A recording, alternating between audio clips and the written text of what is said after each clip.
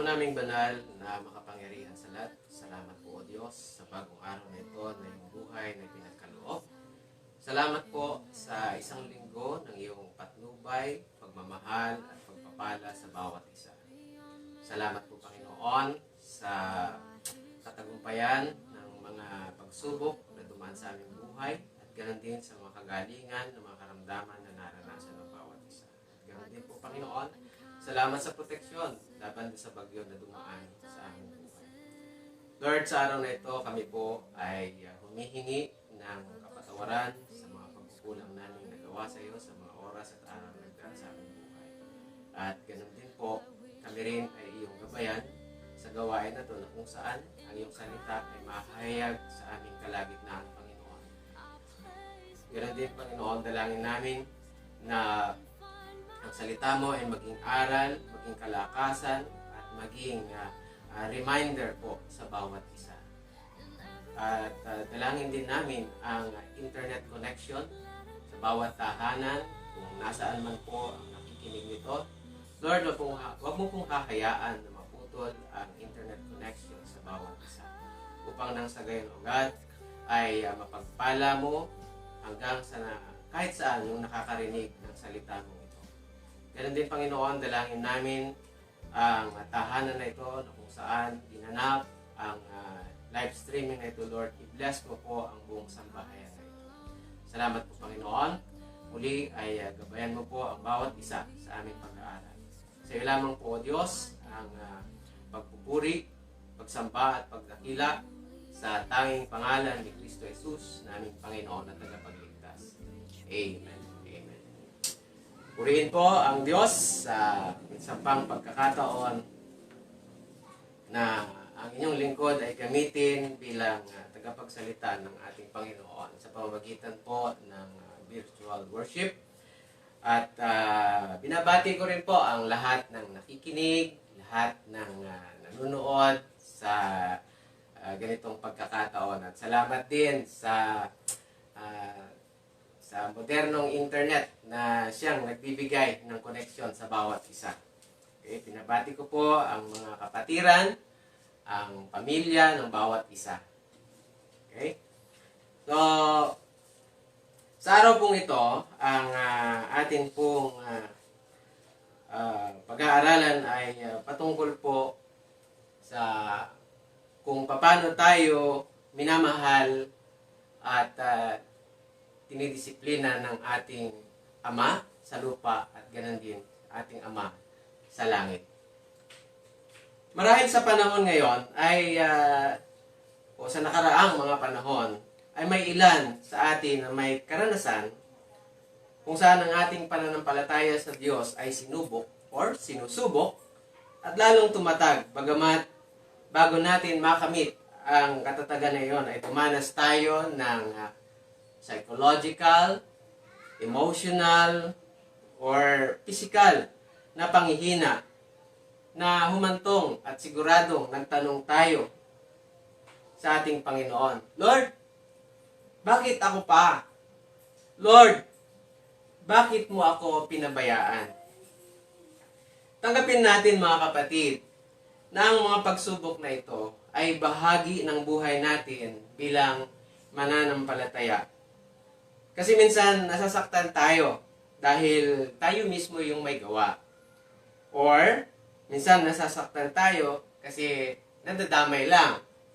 Ngunit alin man dito ang ating kalagayan, isipin natin at makita ng mga taong nakapaligid sa atin kung paano tayo bumangon at makabawi sa pamamagitan ng pagmamahal ng Diyos at ng mga taong nakapaligid sa atin. Noon pong taong 1995, ako po ay nagtatrabaho bilang katiwala sa isang trading firm. Hindi naman po siya ganun kalakihan. Subalit, kumbaga, malaki rin po yung kita niya. At nung mga panahon pong iyon, ang amin pong, yung may-ari ng trading na yon ay nasa bakasyon. wala po sila, kumbaga out of the country po sila. Kasi sila rin po ay OFW that time. Ay nagkataon po na ang inyong lingkod ang siyang naging katiwala sa tindahan na yon. At nagkataon din na sa panahong iyon ay may mga tao na bagong hire para doon sa tindahan na yon. At minsan, nang umuwi po ang aming amo from vacation, ay nalaman po niya nung siya ay pumasok doon sa kanyang kwarto na nawawalan po siya ng humigit kumulang 40 piraso ng lapad. Yung pong lapad ay ibig sabihin po nun ay 10,000 yen. Yun po yung pera ng Hapon. Okay, yung lapad. So kung susumahin po natin yung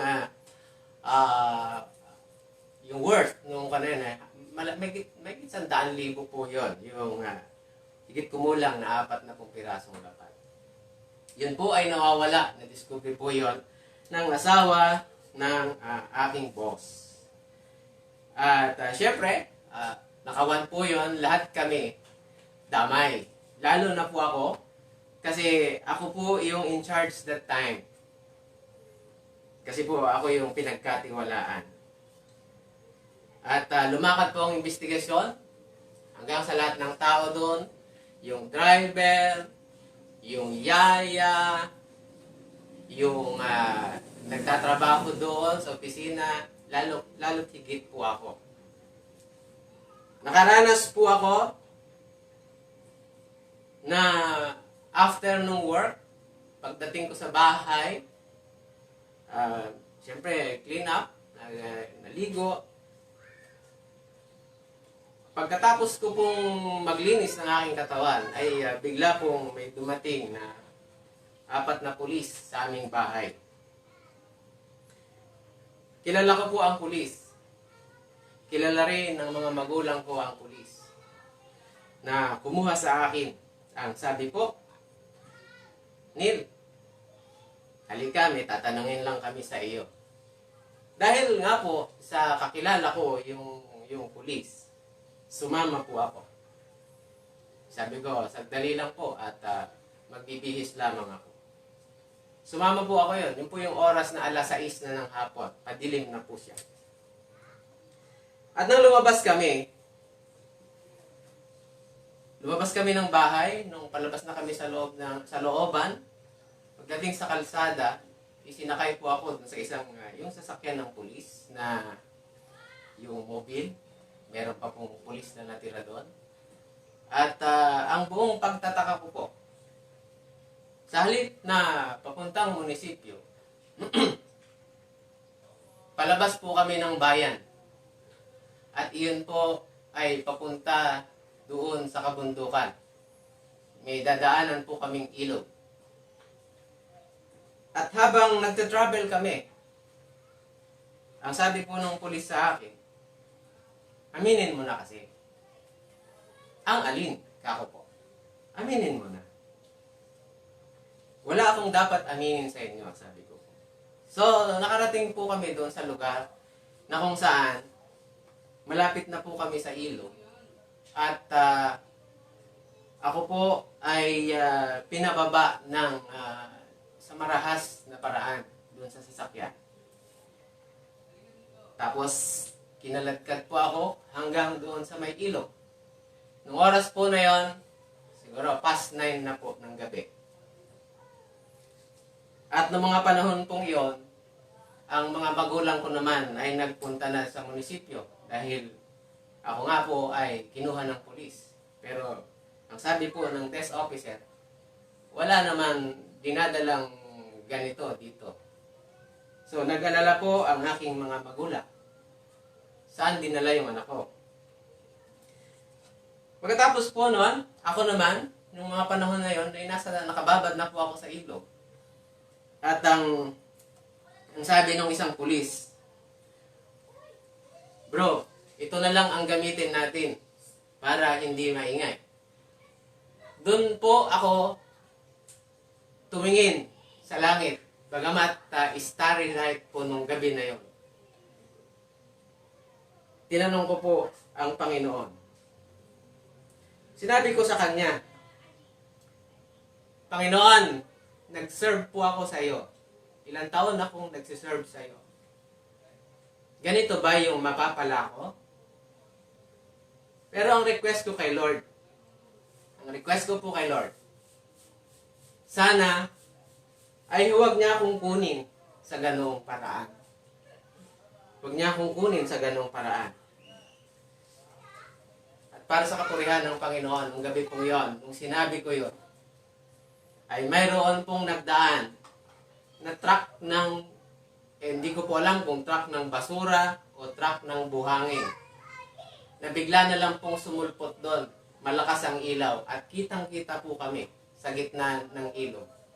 Sabay bumusina po yung driver ng truck na yon. Bumusina siya.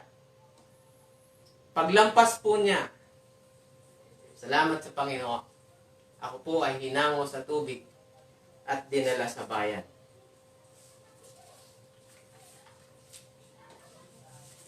Yun po yung aking karanasan noong mga panahon na yun.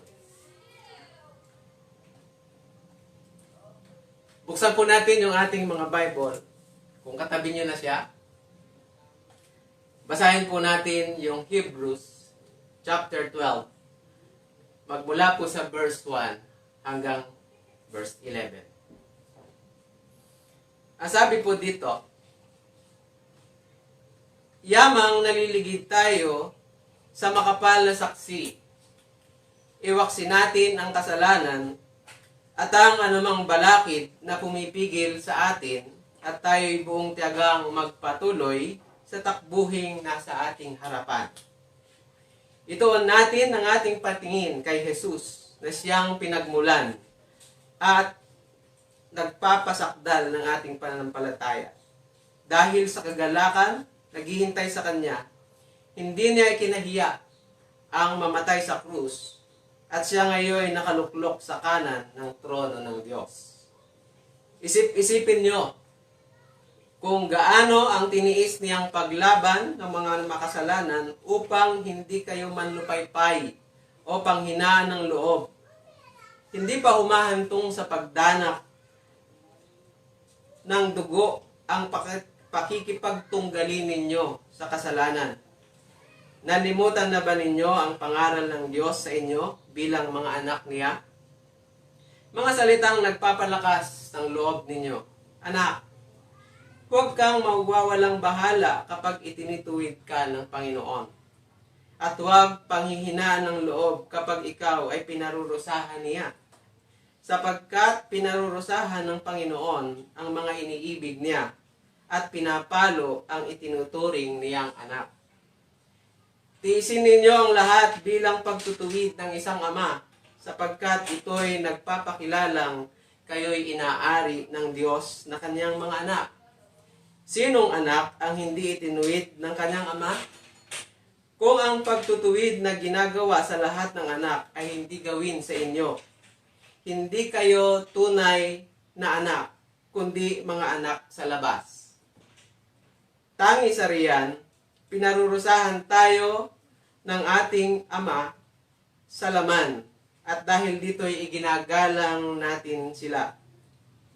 Hindi ba lalong nararapat na tayo'y pasakop sa Diyos na ating Ama sa Espiritu upang mabuhay tayo? Sa loob ng maikling panahon, itinutuwid tayo ng ating magulang ayon sa inaakala nilang mabuti. Ngunit itinutuwid naman tayo ng Diyos sa ikabubuti natin upang tayo'y maging banal tulad niya. Habang tayo'y itinutuwid, hindi tayo natutuwa, kundi naghihinagpis. Ngunit pagkaraan niyon, lalasap tayo ng kapayapaang bunga ng matuwid na pamumuhay. Purihin po ang pagkabasa ng salita ng Diyos. So, ito na po yon. Noong panahon na nandun ako sa sasakyan, nakababad ako doon sa tubig, dama ko yung lamig ng tubig, dama ko yung lamig ng kapaligiran. Tanong ko sa aking sarili, alam ko may kasalanan ako. Marahil ito ay paraan ng Panginoon para makita ko yung kasalanan ginawa ko. Pero with regards doon sa investigasyon na yon, alam ko po na wala akong kasalanan. Alam ko sa sarili ko, alam ng Panginoon kung gaano kalinis yung naging trabaho ko sa lugar na yon. Subalit, hiningi ng pagkakataon na mangyari po sa akin yon. Ito ay naramdaman ko. Actually, hanggang ngayon, pag sumasagi sa isip ko, bakit kaya talaga? Pero sa kabila noon, ay lumalakas yung loob ko dahil nakita ko kung paano sinagot ng Diyos yung panalangin sa buhay ko. So, yun po yung nagiging inspirasyon ko. Na sa kabila noong dinanas ko na yon, ay naroon ang pagtugon ng ating Panginoon. Kaya mga kapatid, kapag tayo ay may naramdamang tapik ng Diyos, tapik, ibig sabihin magaan. Paalala, tapik lang po yun, tapik. Aminin natin kasi dahil nga sa gaan, hindi natin ito pinapansin. Kasi kaya pa natin magaan pa lang, kaya ko pa to. Pag tinapik tayo ng Panginoon, ibig sabihin, there is something wrong. Sana po sa puso natin, sa isip natin, ma-realize natin, ano kaya yun? Kasi po, ang tapik ng Panginoon, hindi physical, kundi mararanasan po natin yon sa relasyon, sa buhay natin, sa family, yun po yung tapik ng Panginoon. Okay? Wag po nating pawalan ng pansin. Dapat po ay aware tayo sa tapik ng Panginoon. Huwag nating hintayin na ang tapik na ito ng Panginoon ay maging palo sa atin. Ibig sabihin, pag pinalo tayo ng Panginoon, mas worse po yung mararanasan natin. Hanggang magkawindang or magulo ang buhay mo o ang buhay ng pamilya mo. Huwag po nating hintayin na gano'n mangyari sa atin. Kasi pinaalalahanan po tayo lagi ng ating Panginoon. Kung saan tayo nagkukulang. Pinapakita po na yan, pinapaalala niya sa atin.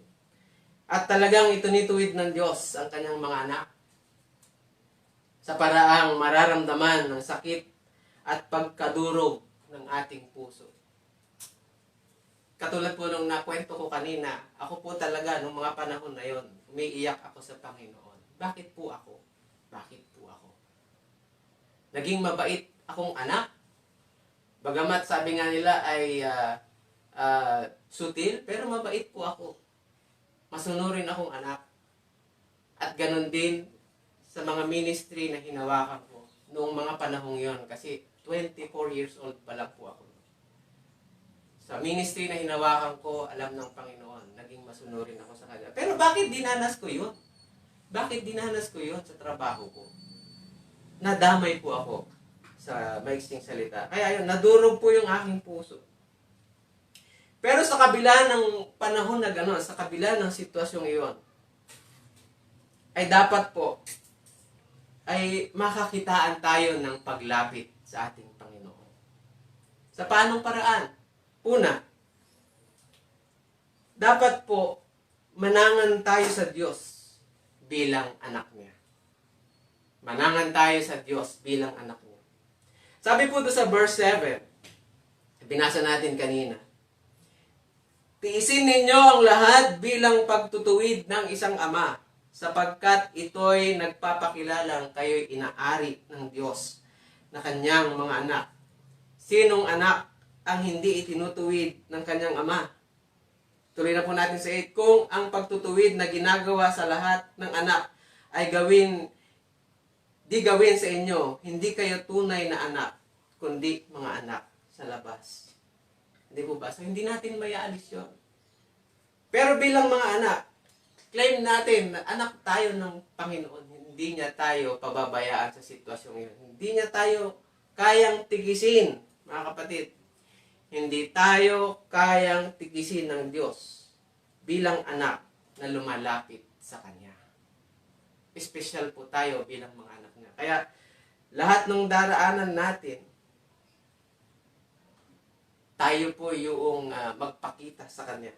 Pakita natin sa mga taong nakapaligid sa atin. Pakita natin sa mga taong nakapaligid sa atin kung paano tayo inaaruga ng ating Panginoon, ng ating Ama. So yun po yun. Dapat bilang anak, tatay ko yan, alam ko hindi ako pababayaan yan. Bagamat, pinapalo niya ako. Bagamat, binibidisiplina niya ako. Marahil yun ay dahil sa pagmamahal niya sa akin. At tandaan natin, sa kabila ng pasakit na yan, or yung pagdidisiplina na yan na ginawa sa atin ng Panginoon, meron pong mga bagay na pang-aruga din naman niya sa atin. Pangalawa po, huwag tayong titigil sa pananampalataya. Hindi porke nung panahon na yon na dinanas ko, ay hindi na ako naniniwala sa iyo, Lord, kasi pinasapit mo ko sa sitwasyong ito. Ayaw ko na sa iyo. Or tayo ay pinarusahan or dinisiplina ng ating ama. Physically, yung physical na ama natin, pinalo tayo dahil may kasalanan tayo. Ayaw ko na sa iyo, Papa. Hindi na kita gusto. Hindi na kita gusto kasi sinasaktan mo ako. Bakit? Sino ba yung may gusto na paluin ang kanyang anak kung hindi niya itatama? Sapagkat yung pagtatama na ito ay pagmamahal sa atin ng ating Panginoon. Huwag tayong magtatampo. Huwag tayong titigil sa pananalig sa ating Panginoon. Sabi po doon sa verse 2a na binasa natin kanina, sa Hebrews pa rin po, sabi doon, ituon natin ang ating paningin kay Jesus na siyang pinagmulan ng ating pananampalataya at siya rin nagpapasakdan nito. Dahil sa kagalakan, naghihintay sa kanya, hindi niya ikinahiya ang mamatay sa krus. At siya ngayon nakaluklok sa kanan ng trono ng Diyos. Mga kapatid, maliwanag po rito. Ang Panginoon, ituon natin sa ating Panginoon yung ating paningin para makadiretso tayo. Huwag nating puputulin porque nakaranas lang tayo ng palo ng ating Panginoon. Ayoko na sa iyo, Lord. Ayoko na sa iyo. Kanina mo gusto? Doon sa mga nag-i-spoil, sino ba yung may gusto nun? Sino ba yung may gusto ng kasamaan pag ginagawa natin? Hindi po yun sigurado ang Panginoon, kundi siya si Taning. Okay? So isipin natin mabuti yung ginawa ni Jesucristo sa buhay natin bago natin sabihin, Lord, ayoko na sa'yo. Pinuputol ko na yung relasyon natin. Isipin natin mabuti. Mga kapatid, hindi man sa panahon na ito nangyari yon. Noong namatay, sabi po sa binasa natin, hindi niya ikinahiya ang mamatay sa krus dahil sa kasalanan ng tao. Hindi siya nahiya. Noong panahon po na yon, ang mamatay sa krus ay isang kahiyahiyang sitwasyon sa buhay ng tao. Pero siya, isa sang Diyos, hindi niya ikinahiya ang mamatay sa krus. Kanino? Para sa kasalanan ng tao. Para tayo ay matubos. Isipin natin yon. At isipin natin bago nangyari yung panahon na ikaw ay nakaranas ng problema, isipin natin yung mga nakaraang panahon kung paano ka pinagpala ng ating Panginoon. Sabi ko nga po kanina, marahil meron tayong ginawang mali, kaya tayo dinisiplina ng ating Panginoon. Kaya nga po hindi siya namamalo agad tinatapik niya muna bilang paalala. Ngayon, kung hindi mo siya pinapansin, kapatid, papaluin ka niya. Huwag nating hintayin na masira yung buhay natin, masira yung pamilya natin, para lang lumapit sa ating Panginoon. Ayaw ng Diyos ang sirang pamilya. Sapagkat ang ating Panginoon ay Diyos ng kapayapaan, Diyos ng kaayusan. Si Taning lang po ang ayaw ng kaayusan. Si Satanas lang. Kaya mga kapatid, isipin po natin, sa kabila ng mga karanasang ito, bear in our hearts and our minds that our God, ang Diyos natin, will not allow anything to happen to us that we cannot bear. Hindi hahayaan ng Panginoon na dumating sa buhay natin ang pagsubok na hindi natin kaya. According to 1 Corinthians chapter 10 verse 13, hindi niya hahayaan dumating ang pagsubok na yan.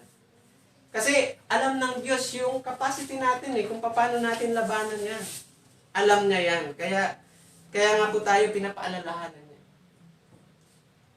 Pangalawa, our God will not allow,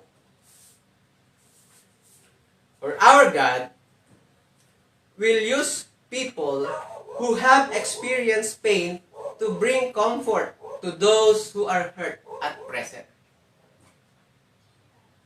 Ginagamit ng ating Panginoon yung mga tao na nakaranas ng similar sa dinaanan mo para palakasin ka, para alalayan ka nila, para i-encourage ka nila. Kaya sabi po doon sa 1 Corinthians, 2 Corinthians rather, chapter 1, verse 4. Sabi doon, inaaliw niya tayo sa ating mga kapigatian upang makatulong naman tayo sa mga namimighati sa pamamagitan ng kaaliwang tinanggap natin sa Kanya. See?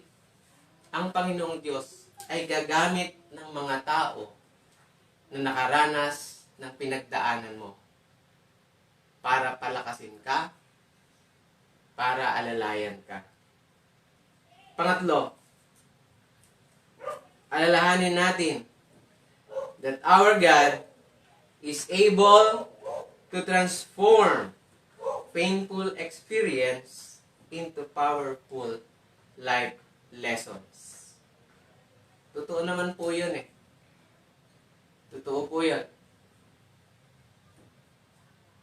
Kayang-kaya ng Diyos na gawing life lessons yung mga pait na naranasan natin. Kasi matututo na tayo. Alam na natin yung magiging bunga nun. Kaya, pag nakita natin the same wrong or the same mistake sa daanan natin, hindi na natin kailangan daanan yon. Kasi natuto na tayo Alam na natin siyang iwasan. Kaya na natin siyang labanan. Kaya na natin siyang tanggihan. Wag na ako, kasi dinanas ko na yun Alam ko na kung anong nangyari sa akin dyan. Ayoko nang maulit yun. Okay?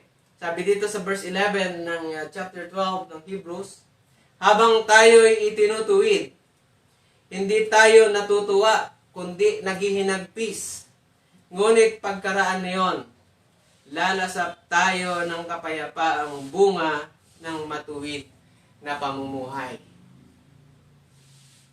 Totoo po yan. Balik po tayo dun sa aking na-share kaninang kwento.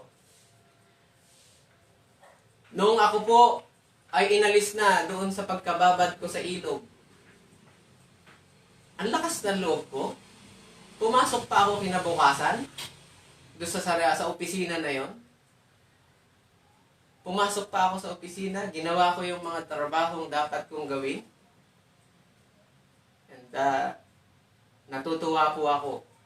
Dahil pagkalipas ng ilang linggo, ay napatunayan na yung nawawalang mga lapad na yon ay napunta po doon sa yaya ng aking amo. Kaya nga po bilang in charge doon sa araw na yan, naisip ko, napakalaking responsibility once you are in charge. Lahat ng bagay, everything is your responsibility. Kaya natuto po ako na dapat mag-ingat, dapat maging vigilant sa mga nangyayari sa paligid. Tingnan mo yung ginagawa ng mga kasama mo sa trabaho, kung ito ba ay mali na. Dahil kapag mali na, sigurado, damay ka. Damay ka. Kaya pag nasasaktan po tayo, tulad ng sinabi ko kanina, nasasaktan tayo o pinarurusahan tayo dahil ikaw mismo ang may kasalanan or nadamay ka lang sa kasalanan. Isipin natin mga kapatid, hindi tayo ligtas sa pagtutuwid ng ating Panginoon. Isipin natin mabuti. Kung tayo ay nagkasala bilang damay lang, sagutin natin doon sa ating kapwa. Hindi natin siya pinalalahanan, damay tayo kasi hindi natin sinabihan. Okay? Pero sa kabila nun, alalahanin natin mga kapatid na ang ating Panginoon na sinabi po dito sa Hebrews 12 verse 6. The Lord disciplines those He loves, and He punishes everyone He accepts as His child. Tayo, bilang mga anak ng Diyos, sabihin mo sa katabi mo, hindi ka exempted sa disiplina ng ating Panginoon. Sabihin mo yan sa katabi mo, lahat tayo, hindi tayo exempted. Kung tayo ay anak ng Diyos, hindi tayo exempted. Kahit saan man tayo naroon, kung tinanggap mo ang Panginoon sa buhay mo, binigyan ka ng karapatan na maging anak niya. It doesn't mean na hindi ka na niya sasaktan kung anak ka niya. Sasaktan ka rin niya kapag itutuwid ka niya. Tanggapin po natin yun. Sabi doon kanina, tiisin natin ang pagtutuwid na ito.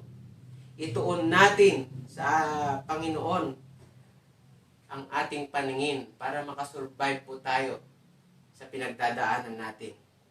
Ipakita natin doon sa mga taong nakapaligid sa atin kung paano gumawa ang Panginoon sa buhay natin upang makasurvive tayo doon sa pinagdaraanan nating pagdidisiplina o pagtutuwid sa buhay na ito.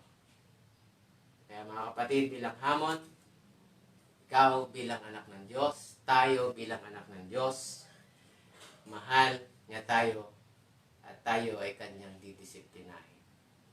Marami pong salamat. Tayo po ay manalangin. Father God, salamat po sa aral na ito na yung pinagkaloob. Tunay nga, Panginoon, na napakabuti mo sa bawat isa. Lalo na, Panginoon, sa iyong mga anak. Ipinakikita mo ang iyong pagmamahal sa pamamagitan ng biyaya at ganon din sa pamamagitan ng pagdidisiplina sa bawat isa. Kaya nagpapasalamat kami, O Diyos, sapagkat minsan nakakaranas kami ng palo mo, ng tapik mo, pero ito ay bilang paalala sa aming mga pagkukulang. Lord, kami po ay iyong patawarin kung nagiging makulit kami sa paghingi ng tawad sa iyo. Pero after nun, nakakagawa na naman kami ng pagkakamali. Pero bilang mga anak mo, Panginoon, alam namin at naniniwala kami na kami ay patuloy mo ring patatawarin. Kaya Lord, dalangin po namin na kami ay madala doon sa mga kasalanan na ginawa namin upang hindi na namin maranasan ang pagpalo mo, ang iyong pagdidisiplina, kundi ang mga biyaya mo na lamang, Lord, ang aming manaranasan. Salamat po, Diyos, sa pagkakataon na to. Pagpalain mo po ang mga nakinig, saan mang kalagayan naroroon. Sila man ay nasa sasakyan, sila man, Panginoon, ay nasa trabaho, sila man, Panginoon, ay nasa bukid, sila man ay nasa kulungan, sila man ay nasa kanilang mga tahanan, Panginoon. Alam namin na pagpapalain mo sila sa pakikinig ng iyong salita. Lord, patuloy kaming nananalangin sa iyo na ang dinaranas ng aming mundo na ito, ng aming bansa, ay isang paraan ng pagdidisiplina mo sa mga tao. Panginoon, dalangin po namin na ang pandemic na to ay lumampas na sa aming mundo upang nang sa ganun, O God, ang mga anak mo ay malayang makakilos ng naaayon po sa iyong kaluguran. I-bless mo, Lord God, yung mga frontliners namin na patuloy na nakikipagtunggali sa sakit na ito. Protektahan mo sila ng iyong banal na dugo. At ganoon din, Panginoon, yung mga kababayan namin, o kahit sa buong mundo man, Panginoon, yung mga naulila ng mga namatay dahil sa karamdamang ito. Lord, bigyan mo sila ng kaaliwan, Panginoon. At maging ang gobyerno namin, Panginoon, dalangin namin na sila ay patuloy mong imulat sa mga dapat gawin upang idil, Panginoon, ang problemang ito sa aming bansa. Alisin mo, Panginoon, ang korupsyon sa puso ng bawat isa. Pagpalain mo, Panginoon, yung mga namumuno sa amin. At ganoon din, Lord God, sa oras na ito ay nagpapasalamat po kami sapagkat ang buwan na ito ay ang selebrasyon para bigyan ng parangal ang mga pastor, ang mga lingkod mo, Panginoon. Salamat po sa kanilang mga buhay na bilang mga ama namin spiritually, Lord, nakikita namin na sila ay hindi nagsawa sa kanilang mga tupa sa pagsaway, sa pag-guide, at pagsuporta rin, Panginoon. Kaya Lord, sa iyo lamang po ay hinihingi namin ang kanilang kalakasan ng mga katawan. Kung sila ay napapagal, Lord, palakasin mo po sila. At kung sila man ay nakakaranas ng karamdaman, pagalingin mo sila, Panginoon. At salamat po sa mga buhay nila. Tunay nga, O Diyos, na pagpalain mo sila sa lahat ng aspeto. Physically, financially, sa relations, at sa kanilang mga emotions, Panginoon. Salamat po, O Lord. Purihin ka, dakilain ka at sambahin. Sa ngalan ni Kristo Jesus, naming Panginoon at tagapagligtas. Amen. Marami pong salamat, mga kapatid.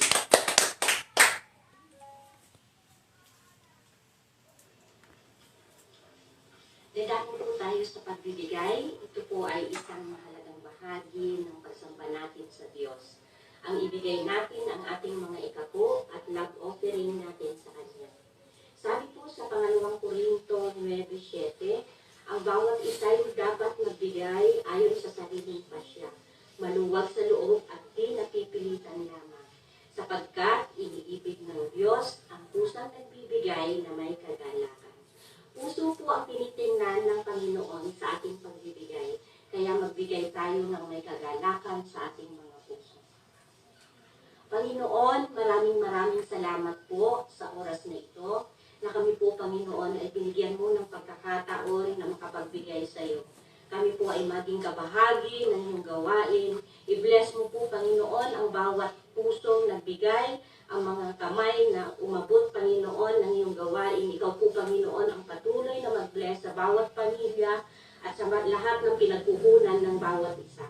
Tulungan mo po, Panginoon, sa bawat hanap buhay. I-bless mo po lalo at patuloy mo silang pagpalain, O God. In Jesus' mighty name, Amen.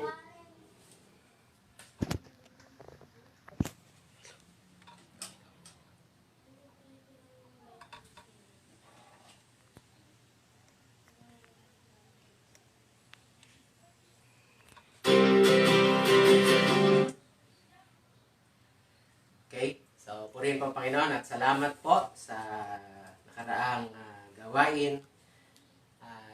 Katulad po ng nabanggit ko kanina, ito po ay buwan ng pagkilala para sa ating mga pastors. Hindi lang po pastors ng TGNC, sa pamagitan po ng nangungunan sa amin, ang Pastor Julian Valiente at ng kanyang may bahay, Pastora Presi Valiente. Inabati po namin kayo, ganun din kay Pastor Larry Gapuskos, Pastor Herbert Paharda, Pastor Vic Arbas. At sama ko na rin yung ate ko, Pastora Nora Cabute of Nueva Ecija. Alam ko po, nanonood siya sa atin. At sa lahat po ng pastor sa buong mundo. Ito pong clip na ito, bagamat hindi kayo nakasama sa video clip, ito po ay para sa inyo. So, God bless you, dear pastors.